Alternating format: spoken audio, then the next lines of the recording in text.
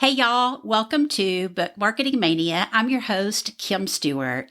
And so I have to ask, do any of these book marketing thoughts sound familiar?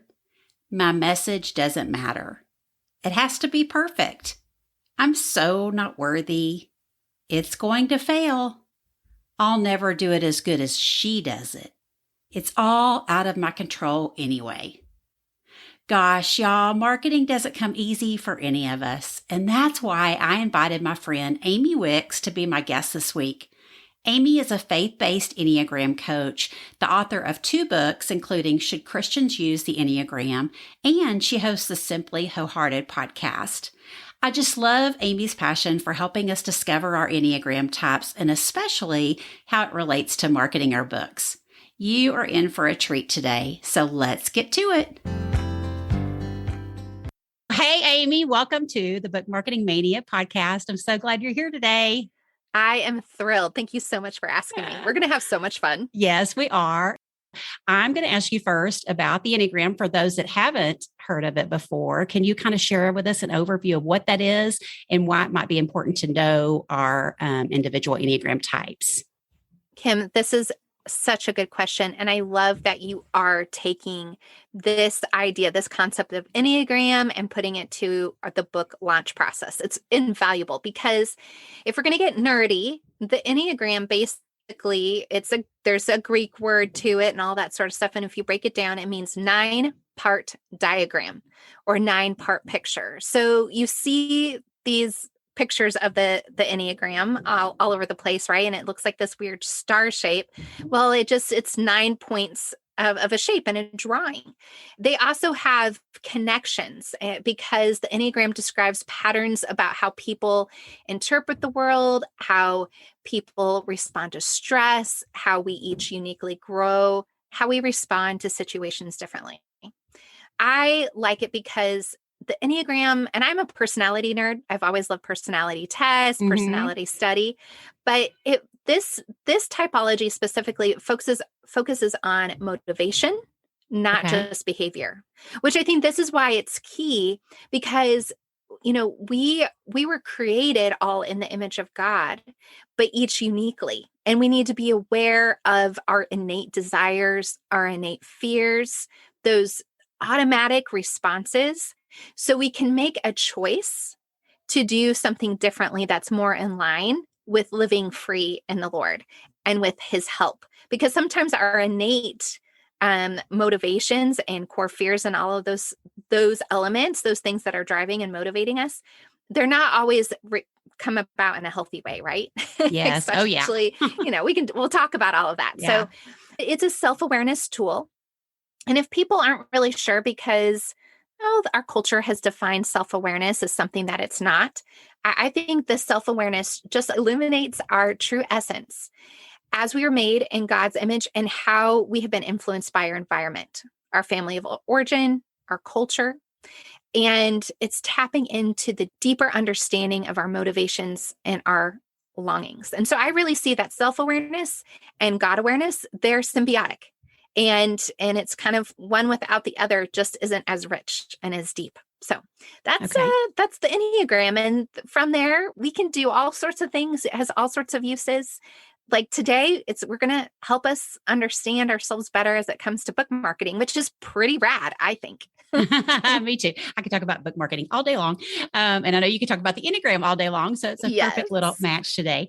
Okay. So for those of us that don't know our Enneagram number yet, do you have, because we're going to dive into each type. And before we do that, can you share, is there a place that you have a resource that people can go learn what their number is?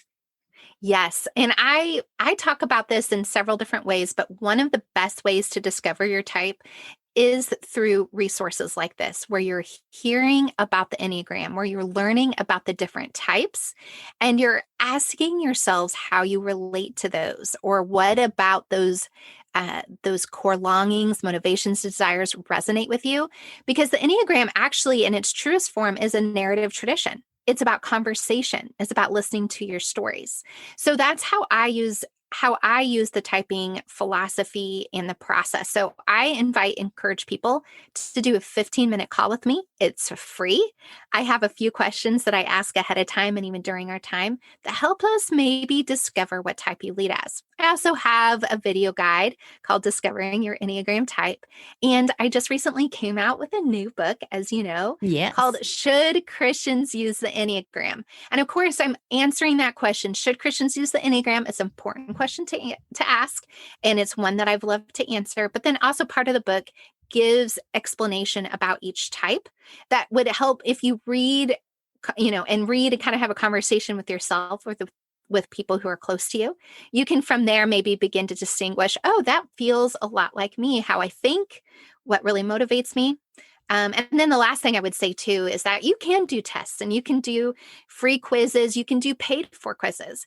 The best way is to give yourself time and really ask yourself these hard questions. And what did you do before the world told me what I needed to do? Because that's an important, caveat there. And you're going to answer a little bit differently if you think about your high school self as compared to now. You're a few years maybe into marriage and kids and career. And some of how you operate is just learned behavior. Okay, great. That sounds awesome. Okay, so are you ready to dive into each of the types of the Enneagram types? And then we're going to kind of talk about how each of those might attempt and conquer their book marketing struggles. I know a lot of people struggle with marketing. It's not their favorite thing to do. They just want to write all day, but they don't want to have to market those words, right? Or their books. Right. So let's talk about each Enneagram type, what they might struggle with, and maybe some tips that you can help them as they start thinking about marketing their books. So I'm going to just turn it over to you to go to run through the 9 types and kind of give us an overview, and then just give us some ideas if somebody's thinking, oh, that's probably my type. And yeah, that probably is something I struggle with. And what advice does my Enneagram coach have for me today? I love this. I was so excited when you approached me with this idea because yes, brilliant. One of the pieces that what I'm going to focus on today is I'm going to talk about each type's core fear. And that core fear is and then what I'm going to do is we're going to identify that core fear. And then I'm going to ask you a better question. Oftentimes, the whole coaching process is that we often know the answer, because we are in relationship with the Lord. We know what the Word of God says. We know what the Holy Spirit is saying, but sometimes we need someone to help us get to the answer that's just beneath the surface. And so that's what I hope today is. I'm going to give you some questions that couple with some action points. And then last but not least, the overarching theme, I think, is you need to have a team. You need to have at least a person who can help you through the book marketing process.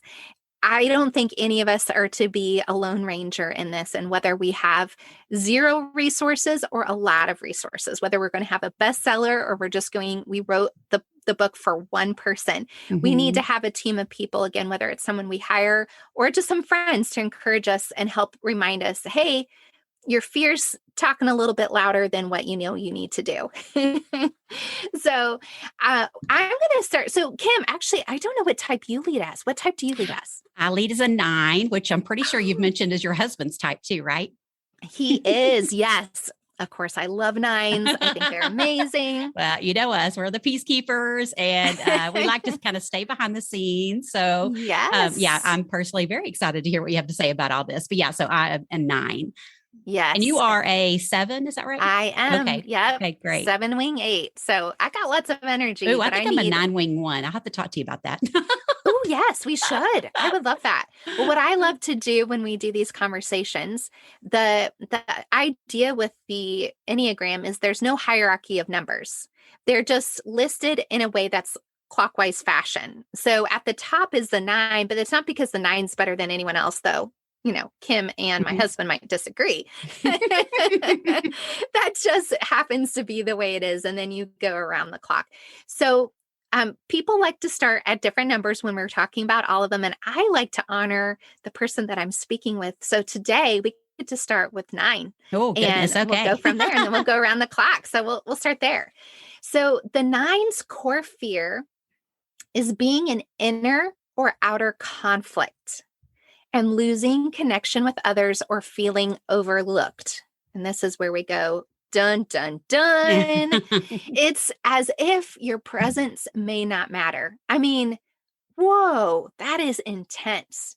So the idea of marketing your book, can we just see for a minute how challenging that could be and how it could hit on these core fears? And that's what I think is so fascinating as I was, preparing for this and all of that. I'm like, oh, wow. It's amazing how our fears can really limit us. And this is where the Enneagram is acknowledging them, but not giving. The transformation happens when we choose to not give into them. So if you're a 9 and your fear is that you're going to get your book out there and it's going to confirm that your presence doesn't matter, that your message doesn't matter, what you need to do instead of dwelling on that possibility is that you need to ask how or who can get me out of my comfort zone. What do I want from this book launch? What are your goals? What are your dreams and desires? And then when am I going to give time to this dream and this book launch and stick to it? How am I going to carve that out? Does that make sense? Yes, it does. And I love when you say, stick to it. And back to your point about having people around you, right? Whether it's somebody you pay for or just have an accountability partner, even, just to kind of hold you to what you say you're going to do and also encourage you, right? Because I do think, I haven't read a book, but I imagine if I do, you would probably describe me to a T, right? Yes. So I think just, having people around you that can talk that into you and talk truth into your fears and just realize you are making a difference, right? That we are only called to write a book for one, Yes. But getting wrapped up in all that I'm coming fresh off of the, at the time of this recording, fresh off the Spark conference. And that was talked a lot about, with all of us Christian podcasters and just, you hear somebody's numbers and you just think, oh, but my podcast isn't going to matter, but we know better. So, right. Oh gosh, I could talk to you about that all day long. Okay. So next number. No, so that's me, good. the 9. And I imagine we have many listeners that are 9s also. So give us a shout out if whatever number you identify with, we want to hear. We'd love to hear it. Yes. And remember, your message matters. There's so much value to it. So get to it and get out of your comfort zone. Okay. So the type 1 fears being wrong, being corruptible, making mistakes, or being unworthy. So perfectionism is going to trip you up here. That is going to be your challenge, to look perfectionism in the face and make a different choice. And that is ask where you need to loosen up on your procedure of your book launch and lower your standards of perfection. Now, this doesn't mean lower your standards of excellence, but what is unrealistic? What is actually not attainable? What is not healthy for you to take on yourself? And then the critical piece of this, and this is a challenge for someone who has the idea of perfection, and that is that you need to delegate. Other people may do it differently than you, but they can do just as good of a job, even if it looks a little different. You can have a successful and good outcome with their help instead of taking on all the responsibility and shoulder it unnecessarily. So that is for the type 1. All right, your type 2, they fear being unwanted, rejected. Oh boy, the rejected piece, dispensable and unworthy because of selfishness. So I hear plenty of Christian authors or podcasters or Instagram people, they shy away from this idea that they call self-promotion. Oh, I just don't want to self-promote. It feels icky. Yes. Okay, so I get it, but I'm going to roll my eyes and say, who are you called to serve? Is this about you anyway? I'm all getting. I love that. Yeah. You can't see on the video her preaching finger going on. I am my preaching finger. So who deems you worthy? Who deems this message worthy? Who gave it to you? Who gave it to you to steward? This isn't about self-promotion. This is about promoting the message the Lord has given you. Yes, does that mean your face needs to be out there a little bit more? Yep, God created it. He's proud of it. You need to learn how to embrace it, flaws and everything. And, this is ultimately God has called you, He's equipped you, and He deems you worthy. It's through him that you are worthy to steward this message. And ultimately, too, the next question I would ask is, what dreams has God given you to give your best yes to? For the two, the priorities are really, really challenging because they're so busy helping everybody. But your message is worthy of stewarding. And if the Lord has given you one and you've written that book, it's time for you to stop promoting everybody else's first season and promote your own. And I know that's easier said than done, but that's where you need to give your best yes. That's a good word. Oh my gosh, that's a good word. I'm preaching today. Yeah. Oh yeah. I've struggled with, am I a two? But yeah, I think that's such a good advice for twos, especially because, we all want to support each other, right? When we have books to launch, and we all do a great job of that in our community. But there is definitely a season that, right, you have to kind of pull back and go, okay, I've got to focus on this message God's given me. So I love that you said that. Yeah. Easier said than done, but got to do it. Yes, so true. All right. For our type 3s, you fear being perceived as a failure. You fear being called out or someone saying that you are incompetent, or worst of all, being worthless. Man, those are hard hitting. Mm-hmm. And the deal with books and putting yourself out there, those are measurable. They're not only measurable by yourself, but other people. So there is something extremely vulnerable about putting out a book. And then if these are your worst fears, it's going to be a struggle. So you will, as a type 3, you'll have a great plan of success for your launch. You will have identified what that path looks like and what you need to do. But you as a 3 need to be aware of the burnout and the incorrect matrix. Because again, the world is going to have its standard and God has its standard. And that's where he has a measurement that's what you need to fall in. And you need to ask the Lord what his design and his plan and his idea of success is for this book launch. So you need to ask what action is actually motivated to keep an appearance of success. What things are you doing to just maybe even say something that makes it sound like the book has done better than it has. You might be, tempted to do that, or be throwing out like name dropping and stuff like that when you just need to rest in the fact that the Lord has called you. He's given you this message.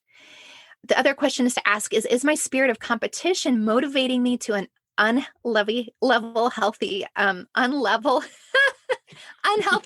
drive? Wow, that was a tongue twister. That's a hard one. Yeah. Yeah. Because 3s don't need to be told to work harder. Mm-hmm. They actually need to hear, how can you rest in God's care for the message that he gave you? So there's an element of you got to put hard work in it. Now you know the path to success and you have it laid out. But while there are some no's that you're going to have to give, you don't want to get to the end of it and be so burned out that you're going, I never want to do that again, or your family can't stand you anymore because you're terrible to live with. Yes. So ultimately, the question is, how can I rest in God's care for my message? So, I've worked with a lot of 3s that are authors. Yes. And they work really, really hard. And they're just worn out after a book launch. So yeah, that's great advice. Yes. And you as a 9, you are like that personality is the secret key to thriving for a 3, because if they can operate in the rest that a 9 naturally kind of emanates, instead of having to wait till they're in total stress mode or a burned out mode, then there's just a level of balance is kind of a strong word that is elusive, but just a more moderate pace that is sustainable in the long run if they can figure that out. So you're a great coach for thanks. 3s in particular. Yeah, it's awesome. Okay, the type 4s, they fear being unnoticed, mundane, insignificant, and cut off emotionally. Okay, so this means you're asking yourselves like, is my book original enough? And well, if everyone is launching this way, then I want to do it that way because I can't do it like everybody else, which you're doing this. But then it creates this wild emotional ride. So the better question to ask is, how is my message or method similar? Be okay with finding the similarities and celebrating those And then figuring out from there, what is it that you actually want to do differently that's going to be beneficial? And it's just going to be suited better to your personality, the limitations that you have, the energy that you can give to it. And then invite the Lord to speak to how He created you to be special and unique with your message and with your launch process. He is the giver of your creativity. I have a couple of 4 friends that they have done this, and their launches have been so uniquely reflective of their personality and their season of life in a way that is just so cool. And the fruit of that is that they're a lot happier doing the launch the way they need to do the launch. Oh, that's great. That's what I love about the Enneagram, right? You just are constantly learning new things about yourself. And yeah, especially like in a book launch, just going, okay, this is my personality and I'm going to be good with this, right? This is the way God made me. Yes. And it's not like the next person's launch or the launch I just saw. So I love Totally. that. Yeah. Unique and creative. I love that. All right. The type 5. Now, the type 5 fears being obligated to someone or the whole world, incompetent. They fear being invaded upon or depleted of energy. All right. So the better question to ask is, who are you actually obligated to get this book out? How has God equipped you to share your message? And where do you draw your strength from? Okay, because this is a perfect opportunity to be generous with the knowledge the Lord has given you, because 5s are information gatherers, they're strategy masters. But if they aren't careful, they will continue to accumulate and accumulate and accumulate and never give out. They will not share the information. They will not go through with the launch plan. They'll just continue to make plans until they almost a little bit similar to the one where they're just waiting for it to be perfect, but it's all in their mind. So the goal for the 5 is to identify those fears, but then ask the question, who is I'm actually obligated to? Well, you're not really obligated to anybody. But if the Lord has asked you to steward the message, well, then you better steward it. You better get it out there, and He will equip you to share the message. And, if you don't feel like you have the strength and energy, well, the Lord will give that to you. And that's where that team comes in, or that person that comes in that can help you just get to the next step, which is all we're asked to do, the next right thing. Okay. Right. I love our 5s. All right. For the 6s, you fear being blamed, abandoned. You feel anxious, and you feel anxious about being anxious. And you really fear not having support. So for sure, the type 6, you're going to need a great troubleshooter who will help you when problems come up, like to listen to you process the options that you have. You're gonna need that. There's strength in numbers for the type 6. So you can do it alone because you are able to do it if that's what the Lord has called you to do, but figure out who your support team can be. And then I always am asking the 6s, because the 6s are masterful at what if scenarios and worst case scenario thinking. And so instead of just keeping those all in your mind, get them down on paper, journal it, type it out, speak it out, whatever you have to do, and ask, what is the very worst thing that could happen? Well, the very worst thing that could happen with your book launch is that only your mom, your sister, and your dog walker buys your book. Okay. But you sold 3 copies, and ultimately you wrote the book and you got it done. And that's worth celebrating. And when you look at that ridiculousness, the answer is more than 3 people are going to buy my book. It will be okay. And then the most important question of all is it all up to you anyway? No, it's not. Mm-mm. And this is where, having that team, that support team, reminding you that you are able to do this, and that you are, when troubles do come up, you can be a great solution finder, similar to the 5s, where you're going to have that strategy in your mind. Okay. For 7s, Amy with the book. For me. Yep, me with the book. I'm looking my fear in the face, and let me tell you, it's real. It's real, friend. Perfect timing for this. It is perfect timing. It's so good for me, because it's embarrassing how I've seen this played out. But 7s fear being bored, trapped in uncomfortable or painful emotions. They fear missing out. The FOMO is real. And they fear being deprived. So the honest truth is I have had to implement major accountability to even finish my project. And I consider myself a finisher until I realized I have like 5 half-written books. Like Wow. that's the honest truth. And I have more written in my brain. But I'm not finishing them because I get excited about the next project. And I finally finished this project, but you know what I'm thinking about instead of launching? It feels more fun to go write the next thing instead of follow through with the launch plan, because I could be trapped in painful emotions if it doesn't go the way I want it to go. So you'd rather just skip over that. Yeah. Yes, it's so much easier to run off to the next thing. So you need to ask yourself, am I avoiding feeling bored with my project? Because you might get bored. Like anybody who has written a book knows you get bored at some point with it. You hit that middle part. You're like, oh, I don't really know what to say here. You just get tired, and it's just easy to just go on to something else. But instead of avoiding it, acknowledging, hey, I'm a little bored here. I need to get some help. I need to do something to get some inspiration so I can keep going. Ultimately, what have you committed to doing? You know, this is making a choice to do opposite, which is to be flaky for, the honest truth. Instead of being flaky, what have you committed to doing? If you've committed to yourself, and this is what I did. I was guesting on a podcast, which Michael Jr., who's the funniest guy out there, Christian comedian, he has a podcast called Funny How Life Works. Well, I end up on his podcast once. Super fun. At the end of it, he's like, oh, well, we need to have you back on, blah, blah, blah. And I thought they were being nice, right? Well, they were serious. They had me back on. And I let it slip that because I thought I was further along in my book project, and I thought they were going to air in like a later time. I was like, oh yeah, I have this book called Should Christians Use the Enneagram? Well, that was like, I committed to it. I said it, and his audience is going to be expected. So, man, that was like a sneaky way. I think the Lord had me commit to this. So I actually finished it, because honestly, if it wasn't for that, I'd be still sitting on this project.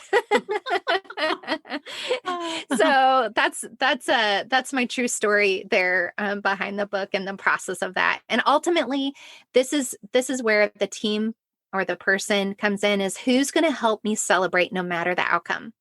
And I know my family will. My family will just celebrate that mom finished this project. And that's going to be the matrix that I choose to just appreciate and to celebrate. Okay, last but not least, I know a lot of people tend to start out with the 8s, but today we're ending with the 8s. I appreciate them for listening all the way through, because they fear injustice. You may have felt it was very unfair that I'm ending with you, but that's the way it is today. And I'm married to an 8. Oh, girl. And I'm married to an 8. If you can imagine that. I can. It's actually a great combination. So, but they fear being powerless, harmed, and at the mercy of others, especially when it comes to vulnerability and honesty. So they don't want to be controlled by others, whether physically or emotionally. So an 8 is going to have passion. They really are all in or all out, but they might also be suspicious about the process. Like, how are the matrix rigged anyway? What can I do about getting on the New York Times bestseller list, or the other extreme, like, forget it. I'm not going to even try because it's all rigged anyway, right? So they're going to vacillate between that. So ultimately, the question is to instead, what do I have to give others? How am I, oftentimes an 8 is going to be driven to defend the defenseless, to speak out on injustice, to speak truth. They are bold, they are straightforward, and they are hard hitting. And that is a message that God has given to you. And that is who you're ultimately going to answer.